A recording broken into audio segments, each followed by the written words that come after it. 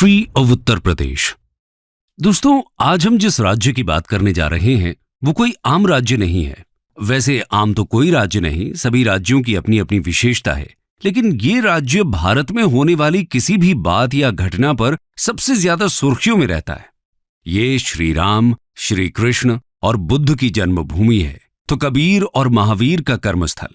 यहीं पर गंगा शिव में समाहित हुई है और यहीं की मिट्टी से लक्ष्मीबाई और मंगल पांडे जैसे सपूतों ने जन्म लिया है।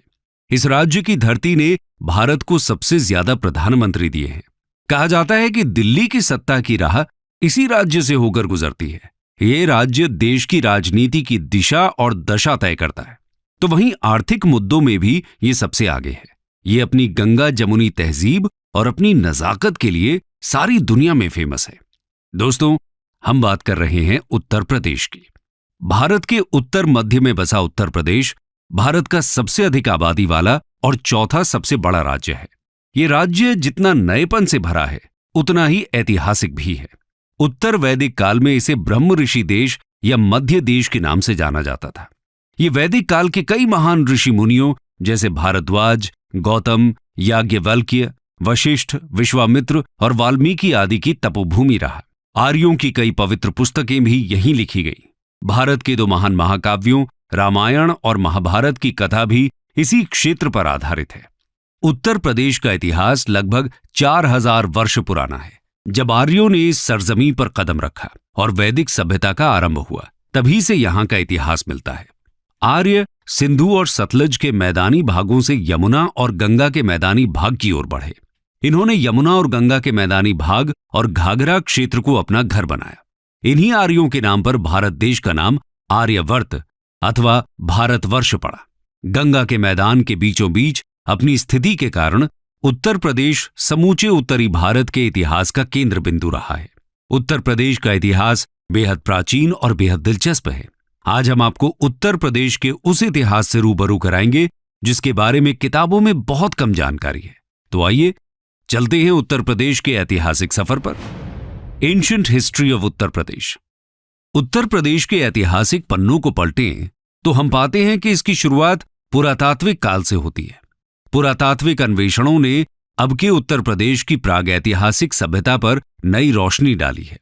प्रतापगढ़ में पाई गई मानव खोपड़ियों के अवशेष लगभग 10,000 ईसा पूर्व के हैं। पुरापाषाणकालीन सभ्यता के साक्ष्य इलाहाबाद के बेलन घाटी, सोनभद्र के सिंगरौली घाटी और चंदौली के चकिया नामक पुरास्थलों से मिले हैं। इसके साथ ही कबीर नगर जिले में लहरादेव इलाके में प्राचीन कृषि के साक्ष्य मिले हैं। यहां से 8000 ईसा पूर्व से 9000 ईसा पूर्व के मध्य के चावल मिले हैं। नवपाषाण काल के साक्ष्यों की बात करें तो मिर्जापुर, सोनभद्र, बुंदेलखंड और प्रतापगढ़ के सराय नाहर राय से उत्खनन में औजार और हथियार मिले हैं। वहीं ताम्र पाषाणिक संस्कृति के साक्ष्य मेरठ और सहारनपुर से प्राप्त हुए हैं। इसके बाद हड़प्पा काल के साक्ष्य भी उत्तर प्रदेश में पाए गए हैं।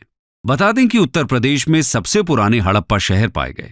आलमगीरपुर गंगा यमुना में पहला स्थल था जहां से हड़प्पा कालीन अवशेष प्रकाश में आए थे। इसके अलावा मेरठ, सहारनपुर, जौनपुर, आगरा, अलीगढ़, हरदोई, मुजफ्फरनगर, बदायूं, मथुरा, फैजाबाद, एटा, बरेली, वाराणसी, सहारनपुर, मथुरा, कन्नौज, बुलंदशहर, बलिया और इलाहाबाद में भी हड़प्पा कालीन सभ्यता के साक्ष्य मिले हैं। आगे वैदिक साहित्य और दो महाकाव्यों रामायण और महाभारत से इस क्षेत्र के 7वीं शताब्दी ईसा पूर्व के पहले की जानकारी मिलती है। वैदिक साहित्य गंगा के मैदान का वर्णन करते हैं, वहीं महाभारत की पूरी गाथा हस्तिनापुर के आसपास घूमती है, जबकि रामायण में भगवान राम का जन्मस्थान अयोध्या है। देखा जाए तो उत्तर प्रदेश में एक व्यवस्थित इतिहास की शुरुआत 6ठी शताब्दी ईसा पूर्व के अंत में होती है, जब उत्तर भारत में 16 महाजनपद वर्चस्व के लिए संघर्ष कर रहे थे। उन 16 महाजनपदों में से 8 महाजनपद आधुनिक उत्तर प्रदेश में मौजूद थे, जिनके नाम हैं कुरु, पांचाल, काशी, कौशल, शूरसेन, चेदी, वत्स और मल्ल। इसी दौरान उत्तर प्रदेश ने भगवान बुद्ध के आगमन और बौद्ध धर्म के प्रसार को देखा। यहीं पर गौतम बुद्ध ने अपना अधिकांश सन्यासी जीवन व्यतीत किया था। भगवान बुद्ध ने उत्तर प्रदेश के सारनाथ में अपना पहला उपदेश दिया था।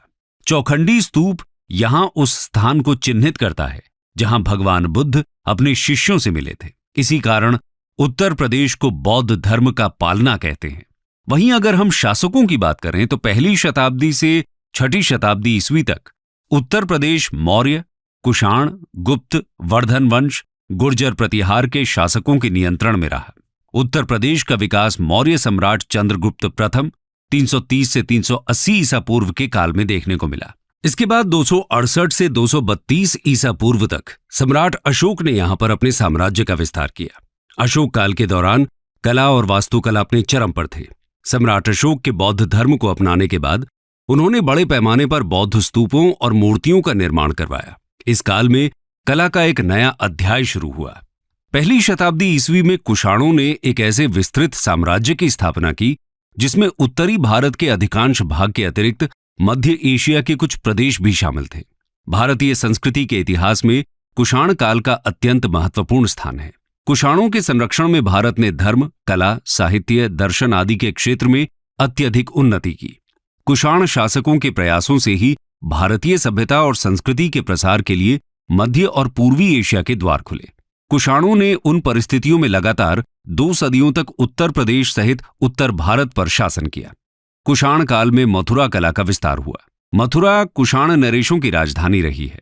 साथ ही वो उत्तर भारत का एक बड़ा व्यापारिक केंद्र भी रहा है।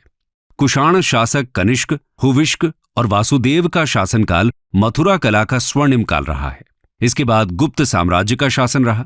गुप्त वंश के शासक समुद्रगुप्त ने लगभग 330 से लेकर 380 ईस्वी तक इस सरजमीन पर शासन किया। उनके बाद चंद्रगुप्त द्वितीय ने लगभग 380 से लेकर 415 ईस्वी तक यहां पर राज किया। गुप्त काल के दौरान ही हिंदू कला का भी काफी विकास हुआ। गुप्त साम्राज्य को तोड़ने वाले हुणों के आक्रमण के बाद गंगा यमुना दोआब ने कन्नौज का उदय देखा। एक अन्य प्रसिद्ध शासक हर्षवर्धन ने 606 से लेकर 647 ईस्वी तक उत्तर प्रदेश पर शासन किया। इन्होंने कन्नौज के पास स्थित अपनी राजधानी से समूचे उत्तर प्रदेश, बिहार, मध्य प्रदेश, पंजाब और राजस्थान के कुछ हिस्सों पर शासन किया। हर्षवर्धन के शासनकाल के दौरान कन्नौज साम्राज्य अपने चरमोत्कर्ष पर पहुंच गया था। हर्षवर्धन की मृत्यु के तुरंत बाद उनका साम्राज्य कई राज्यों में बिखर गया, जिसके बाद इस क्षेत्र पर नियंत्रण करने के लिए त्रिकोणीय संघर्ष विकसित हुआ, जिसमें पश्चिम और उत्तर क्षेत्र से गुर्जर प्रतिहार साम्राज्य, पूर्व से बंगाल के पाल साम्राज्य और दक्षिण में दक्कन में आधारभूत राष्ट्रकूट साम्राज्य शामिल थे। गुर्जर प्रतिहार शासक वत्सराज ने कन्नौज के नियंत्रण के लिए पाल शासक धर्मपाल और राष्ट्रकूट राजा दंती दुर्ग को सफलतापूर्वक चुनौती दी और पराजित कर 2 राजछत्रों पर कब्जा कर लिया। कन्नौज गुर्जर प्रतिहार साम्राज्य का केंद्र बन गया। अपनी शक्ति के चरमोत्कर्ष के दौरान अधिकतर उत्तरी भारत पर इनका अधिकार रहा। मध्यकाल में उत्तर प्रदेश मुस्लिम शासकों के अधीन हो गया था, जिससे हिंदू और इस्लाम धर्म के पास आने से एक नई मिलीजुली संस्कृति का विकास हुआ। आइए जानते हैं उत्तर प्रदेश के मध्यकाल को। Medieval history of Uttar Pradesh. Bharat में 1000 से 1030 ईस्वी तक मुसलमानों का आगमन हो चुका था, लेकिन उत्तरी भारत में 12वीं शताब्दी के अंतिम दशक के बाद ही मुस्लिम शासक स्थापित हुए, जब मोहम्मद गौरी ने गहड़वाल राजवंश और दूसरे शासकों को हराया। बता दें कि गहड़वाल राजवंश ने 11वीं शताब्दी से लेकर 12वीं शताब्दी तक उत्तर प्रदेश पर शासन किया था। मोहम्मद गौरी ने 1194 ईस्वी में गहड़वाल वंश के राजा जयचंद पर आक्रमण किया था। भारत में मोहम्मद गौरी के साथ ही मुस्लिम शासक का आरंभ हुआ था। हालांकि उसका कोई पुत्र नहीं था, इसलिए उसने अपने दास कुतुबुद्दीन ऐबक को अपना उत्तराधिकारी बना दिया, जिसने भारत में दास वंश की स्थापना की और अधिकारों पर कब्जा किया। उसने 1210 ईस्वी तक शासन किया। मोहम्मद जलालुद्दीन खिलजी ने दास वंश के अंतिम सुल्तान को उखाड़ फेंका और दिल्ली के सुल्तानों का खिलजी वंश स्थापित किया, जिसने 1290 से 1320 ईस्वी तक शासन किया। खिलजी वंश के बाद गयासुद्दीन तुगलक ने तुगलक वंश की स्थापना की। खिलजी और तुगलक साम्राज्य में उत्तर प्रदेश भी शामिल था। तुगलक वंश के पतन के बाद शर्की वंश की स्थापना हुई। शर्कियों ने जौनपुर को अपनी राजधानी बनाया, जो 1 शताब्दी से कम समय तक रही। इस वंश को 1479 ईस्वी में सुल्तान बहलोल लोदी ने पराजित किया। 1414 से 1526 ईस्वी तक दिल्ली की बागडोर सैयद और लोदी राजाओं के हाथों में रही। सिकंदर लोदी के शासनकाल के दौरान 1504 ईस्वी में आगरा को उपराजधानी का दर्जा दिया गया। सिकंदर लोदी के बाद इब्राहिम लोदी आगरा की गद्दी पर बैठा। लगभग 600 सालों तक अधिकांश भारत की तरह उत्तर प्रदेश पर भी किसी न किसी मुस्लिम वंश का शासन रहा, जिनका केंद्र दिल्ली या उसके आसपास था। तैमूर और चंगेज खान के वंशज बाबर ने 1526 ईस्वी में दिल्ली के सुल्तान इब्राहिम लोदी को हराया और सर्वाधिक सफल मुस्लिम वंश मुगल वंश की नींव रखी। इस साम्राज्य ने 200 सालों से भी अधिक समय तक उपमहाद्वीप पर शासन किया, जो अफगानिस्तान से बांग्लादेश तक फैला हुआ था, जिसकी शक्ति उत्तर प्रदेश में केंद्रीकृत थी। चौसा के युद्ध में मुगल राजा हुमायूं को सूरी वंश के राजा शेर शाह सूरी ने हराया और उत्तर प्रदेश पर सूरी वंश का राज शुरू हो गया। शेर शाह सूरी और इस्लाम शाह सूरी ने अपनी राजधानी के रूप में ग्वालियर से शासन किया। इस्लाम शाह सूरी की मृत्यु ने हेमू के लिए दिल्ली पर शासन करने का रास्ता खोल दिया। पानीपत की दूसरी लड़ाई में मुगल वंश के सबसे प्रमुख राजा अकबर ने हेमू से सत्ता छीन ली और एक बार फिर दिल्ली पर मुगलों का शासन शुरू हुआ। इस साम्राज्य का महानतम काल अकबर से लेकर औरंगजेब और आलमगीर का काल था। इनमें सबसे प्रमुख शासक अकबर था, जिसका शासनकाल 1556 से 1605 ईस्वी तक था, जिन्होंने आगरा के पास नई शाही राजधानी फतेहपुर सीकरी का निर्माण किया। उनके पोते शाहजहां, जिनका शासनकाल 1628 से 1658 ईस्वी तक था, उन्होंने आगरा में अपनी बेगम की याद में ताजमहल बनवाया, जो अपने आर्किटेक्चरल डिजाइन के लिए विश्व भर में प्रसिद्ध है।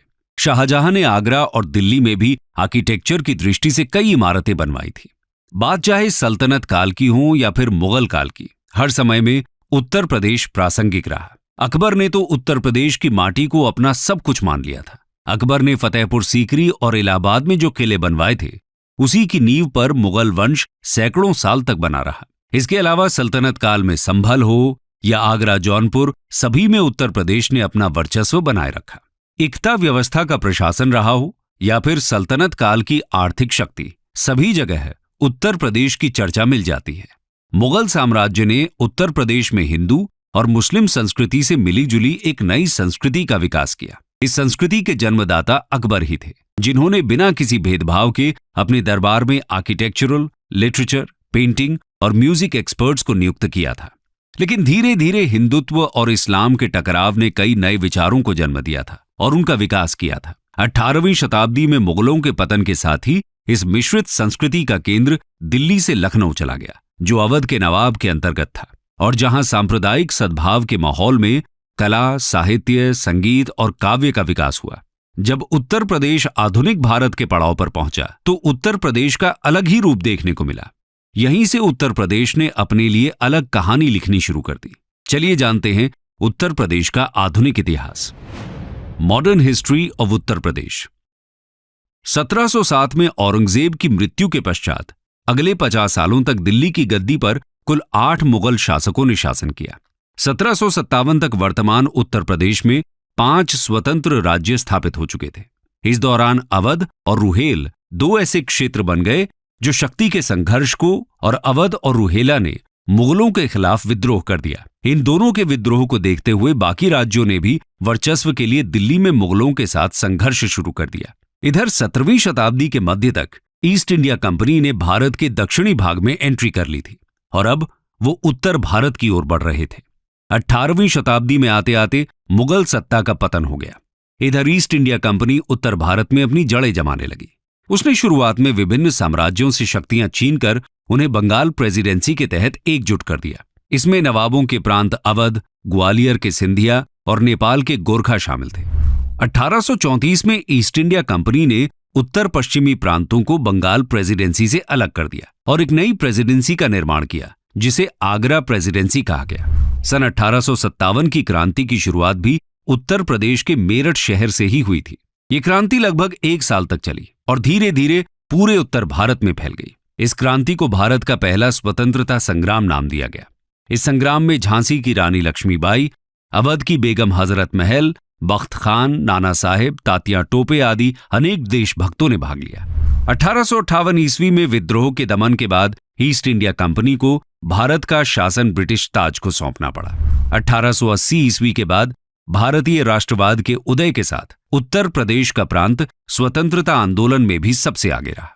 इस प्रदेश ने भारत को मोतीलाल नेहरू, मदन मोहन मालवीय, जवाहरलाल नेहरू और पुरुषोत्तम दास टंडन जैसे महत्वपूर्ण राष्ट्रवादी राजनैतिक नेता दिए। सन 1902 में नॉर्थ वेस्ट प्रोविंस का नाम बदलकर United province of Agra and Awadh कर दिया गया। आम बोलचाल में इसे यूपी कहा जाने लगा। सन 1920 में प्रदेश की राजधानी को इलाहाबाद के स्थान पर लखनऊ बना दिया गया और प्रदेश का उच्च न्यायालय इलाहाबाद में ही बना रहा और लखनऊ में उच्च न्यायालय की एक हाईकोर्ट बेंच स्थापित की गई। इसी दौरान भारत में ब्रिटिश साम्राज्य की नींव हिलाने के लिए महात्मा गांधी ने असहयोग आंदोलन शुरू किया, जो धीरे धीरे पूरे संयुक्त प्रांत में फैल गया। लेकिन चौरी चौरा गांव में हुई हिंसा के कारण महात्मा गांधी को असहयोग आंदोलन रोकना पड़ा। इसके साथ ही संयुक्त प्रांत मुस्लिम लीग की राजनीति का भी केंद्र रहा। ब्रिटिश काल के दौरान इन्हीं प्रांतों में सबसे अधिक रेलवे, नहर और संचार के साधनों का व्यापक विकास हुआ। अंग्रेजों ने यहां आधुनिक शिक्षा और वेस्टर्न कल्चर को भी बढ़ावा दिया। इसी के तहत यहां पर 1921 में लखनऊ विश्वविद्यालय की स्थापना हुई। बाद में 1935 में इसका संक्षिप्त नाम यूनाइटेड प्रोविंसेस प्रचलित हो गया। 1947 में भारत को अंग्रेजों से आजादी मिली और यूनाइटेड प्रोविंसेस एक नए लोकतांत्रिक भारत का महत्वपूर्ण एडमिनिस्ट्रेटिव यूनिट बन गया। 2 साल बाद इसकी सीमा के पास स्थित टिहरी गढ़वाल और रामपुर स्वतंत्र राज्यों को यूनाइटेड प्रोविंसेस में शामिल कर लिया गया। 24 जनवरी 1950 को गवर्नमेंट ऑफ इंडिया एक्ट 1935 के तहत यूनाइटेड प्रोविंसेस का नाम बदलकर उत्तर प्रदेश कर दिया गया था। लेकिन सन 2000 में उत्तर प्रदेश का विभाजन कर एक नए राज्य उत्तराखंड की स्थापना की गई। दरअसल उत्तर प्रदेश के गठन के तुरंत बाद राज्य के हिमालयी क्षेत्रों में अशांति विकसित हो गई थी। इस क्षेत्र के लोगों को लगा कि इतनी ज्यादा जनसंख्या और इतने बड़े एरिया के कारण लखनऊ में बैठी सरकार उन पर ध्यान नहीं देगी और उनकी देखरेख नहीं कर सकेगी। व्यापक बेरोजगारी, गरीबी और अपर्याप्त बुनियादी ढांचे ने उनके असंतोष में योगदान दिया। 1990 के दशक में एक अलग राज्य की उनकी मांग में तेजी आई। 2 अक्टूबर 1994 को मुजफ्फरनगर में एक हिंसक घटना से आंदोलन बढ़ गया, जब पुलिस ने राज्य समर्थक प्रदर्शनकारियों पर गोलीबारी की, जहां बहुत से लोग मारे गए। अंत में नवंबर 2000 में उत्तरांचल को उत्तर प्रदेश के उत्तर पश्चिमी हिस्से से अलग कर एक नए राज्य का गठन किया गया। 2007 में इसका नाम बदलकर उत्तराखंड रख दिया गया। कंक्लूजन। तो दोस्तों, ये थी उत्तर प्रदेश की गौरव गाथा। ये मुगलों के परचम, पतन और अंग्रेजों के आगमन का गवाह बना। यहां की मिट्टी ने अंग्रेजों की गुलामी देखी है, तो इसी मिट्टी से क्रांति की चिंगारी भी उठी है। उत्तर प्रदेश की धरती हमेशा से सोना उगलने वाली रही। तभी तो अंग्रेजों ने बंगाल हाथ में आने के बाद भी उत्तर प्रदेश पर कब्जा करने के लिए अपना सब कुछ झोंक दिया। स्वतंत्रता के बाद से राज्य ने भारत के भीतर एक प्रमुख भूमिका बनाए रखी है। इस राज्य ने देश को कई प्रधानमंत्री दिए हैं, जिनमें जवाहरलाल नेहरू से लेकर लाल बहादुर शास्त्री, आयरन लेडी इंदिरा गांधी, चौधरी चरण सिंह, राजीव गांधी, वीपी सिंह, चंद्रशेखर और अटल बिहारी वाजपेयी तक शामिल हैं। उत्तर प्रदेश के इतिहास से अगर कुछ अनकहे किस्से आपको भी मालूम हैं, तो कमेंट सेक्शन में हमारे साथ जरूर शेयर करें। दोस्तों, अंत में यूपीएससी मेंस के रेलेवेंस को देखते हुए हम आपके लिए क्वेश्चन छोड़े जा रहे हैं, जिसे आप इस वीडियो के कमेंट सेक्शन में आंसर कर सकते हैं।